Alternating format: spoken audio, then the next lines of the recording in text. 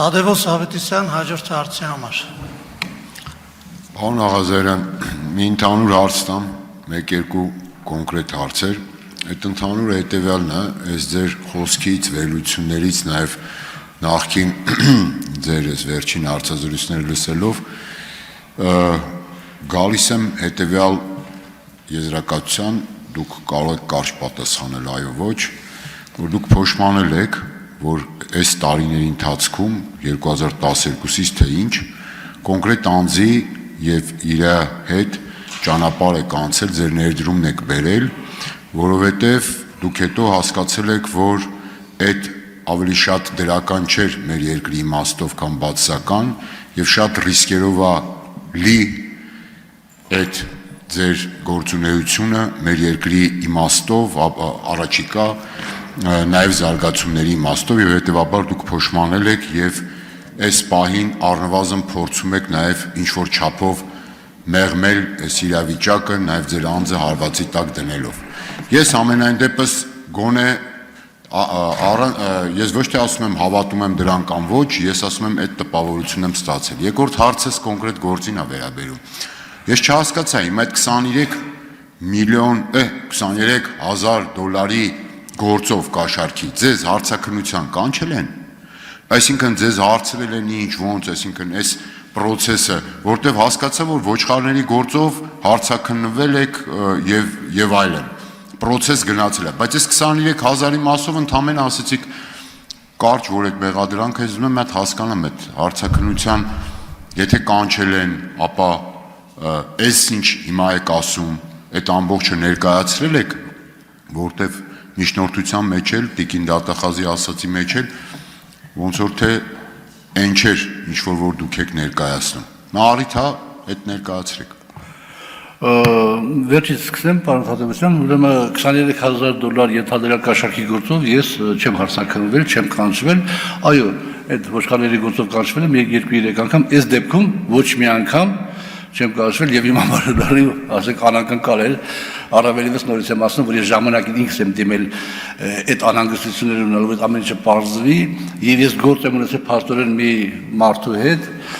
որին ընթացքում կամաց ճանաչել ով նորից եմ ասում այս պահին գտնվում է դատական գործընթացի մեջ խաբեության, խարդախության հոդվածներով ով 11 թվականին բաների կա էլի դատալեքսի թղթերը ով 11 թվականին դատապարտվել է 5 տարի ազատազրկումով ով փետրվարի 15-24 թվականի հաջողությամբ լքել է Հայաստանի Հանրապետությունը։ Հիմա բանը ձեր հետ ավելի կարևոր հարցին, պարոն Հադևոսյան, ոչ ես չեմ փոշմանել, որովհետև ես միշտ եւ իմ որևէ հարցազրույցում որևէ մեկը չի կարող գտնել այդպիսի երանգ, որ ես փոշմանած լինեմ, ես ասում եմ որ մարդը ունի գործընթացների ընթացքում, սոցիալական, քաղաքական, չգիտեմ, ռազմական գործընթացների ընթացքում այս կամ այն իր բնավորության գծերը դասավորվում են եւ զարգանում են։ Հիմա պարոն Փաշինյանը մեր երկիրը ղեկավարել է դժվարագույն ժամանակահատվածում, ընդունել է դժվարագույն որոշումներ։ Ես բոլոր իր ընդունած որոշումներին հետ օքեյ եմ։ Կներեք այդ բառի համար։ Ես գրեթե օքեյ եմ նաև խաղաղության պայմանագրի այս նախագծի հետ, ոչ թե թղթի հետ եմ օքեյ ընդորում, այլ ես օքեյ եմ այն բանի հետ, որ վարչապետին եւ արտաքին գործերի նախարարությանը եւ ընդհանրապես քաղաքացիական պայմանագրի թիմին իմ նաև համեստ մասնակցությամբ հաջողվեց, որ աշխարհին ապացուցենք, որ մենք խաղաղություն ենք ուզում։ Եվ որևէ հիմար չի կարող մտածել, որ Հայաստանը կարող է պատերազմ հայտարարի ադրբեջանական թուրքական տանդեմին։ Այսի իմ համար շատ ավելի կարևոր է։ Բայց քանի որ վարչապետը երկիրը ղեկավարել է ծանրագույն ժամանակահատվածում, բայց քանի որ մեր քաղաքական թիմը նախնական տարալուծվել է իր բաների մեջ մի քիչ ուրիշ է դարել, վարչապետը իմ կարծիքով կորցրել է վստահությունը շատերի նկատմամբ եւ հետեւաբար եթե ինքը վերարտադրվի նորից որպես վարչապետ, ապա ինքը կդառնա ավտորիտար ղեկավար դառնալու դեպքում էլ այսօրվա պայմաններում դա շատ վտանգավոր կլինի մեր պետականության համար։ Ես իմ համեստ ներդրումը պետք է բերեմ, անեմ ամեն ինչ, որ ինչքան որ կարամ, որ չվերարտադրվի, պարոն Փաշինյանը։ Հակասություն չկա իմ ասածների մեջ, լրագրողների նման մի բան արա։ Արձագանք։ Պարոն Աղազարյան, դիվանագիտական պատասխաններ լավ էլ հասկացաք, որ հակասական էր, բայց ես ինչ անեմ, հիմա լրագրողը ինչ կանի, մի կողմից ասում եք դժվարին էր, խեղճ մարդը ինչ անի, մեկ էլ ասում եք ամեն ինչ անեմ, որ չվերարտադրվի։ Հենա որ ամեն ինչ լավա թո տանի մարդը շարունակի իր ծրագիրը, էլի, լավ, այդ խնդրի մյուս կողմն է, առնվազն այդքան էլ ազնիվ չի։ Հիմա տիկին դատախազն է այստեղ։ Այս գործով, այս $23,000 գործով, որ ասում է ինձ չեն կանչել հարցաքննության, մի տևական շրջան անցել է, ի վերջո նաև այս գործն է ձեր միջնորդության հիմքում։ Ես հատուկ ժամանակ ձեզ չտվեցի այդ հարցած, հիմա հասկանանք, տեսնենք, հետո միանգամից ձեր եզրափակիչ ելույթում, եթե հարմար գտնեք, կարծում եմ կարևոր է անդրադարձեք։ Ինչու չեք կանչել հարցաքննության, ինչու այս գործը ավելի մանրակրկիտ չի,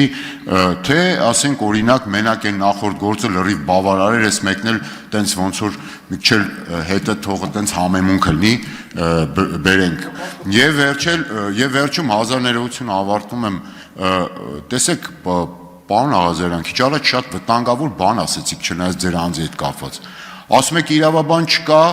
գործը պետք է գնա քննության, գործը շինծ ու գործ աստեյության, էս եք ասում, առնվազն գոնե շատերը այդպես են հասկանում, բայց ասում եք դե թող ինձ ձերկեն անձեռնամխելությունի, էս ինչ եղավ, էս եղավ ժողովրդավարություն, այսինքն դատախազը վերցնի պայմանական ինչ-որ մի թուղթ գա ազգային ժողովում իրավաբան չկա, ուրեմն ամեն մեկին այդպես վերցնեն տանեն, բա էլ ու մնաց անձեռնամխելություն կարևորությունը,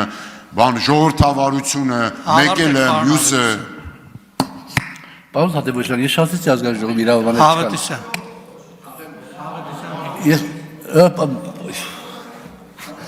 Պարոն Ավետիսյան, կներեք, ես ասեցի, որ ազգային ժողովում չկան իրավաբաններ, քաղաքացիական պայմանագրի խմբակցությունում չկան իրավաբաններ նաև, ես ասեցի, որ մի քանի հոգի են, քիչ են, իսկ մյուսները իրավաբաններ չեն,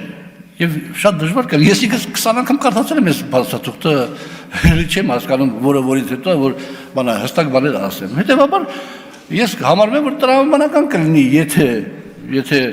իմ պարզաբանումները այդքան էլ չէին կամ դատախազին տված հարցերի եւ պատասխանները այդքան էլ բան չէին, որ յուրաքանչյուրը կարակոմն որոշի իր քվեարկության բանում, բնականաբար ես ասում եմ, որ